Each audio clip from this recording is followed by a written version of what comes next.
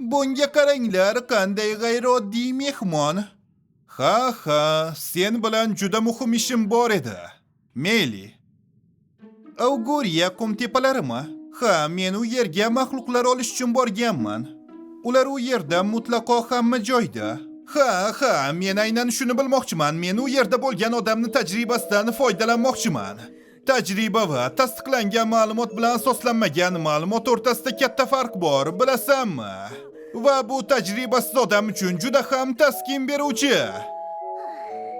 Agar mendan biror narsa istasang, shunchaki ayt. Yaxshi. Agar bizda sen bo'lsang, biz qumtepalardan sog'-salomat o'tishimiz mumkin. Shunday ekan, biz bilan bora olasan? Yaxshi. Albatta, tashqariga chiqishni xohlamasligingni tushunaman. Lekin agar buni iloji bo'lsa, men sizlar bilan borishga tayyor ekanligimni aytdim. Nima, rostdanmi? Jodugar maxluqlarni nima qilishimni xohlasangiz, shuni qilaman. Men ularni uzoqda tuta olaman, ularni bo'ysundira olaman, bir-birlarini o'ldirishga yoki hatto donishmandni yeyishga majbur qila olaman. Oxirgi ikkitasini qilmaganing ma'qul.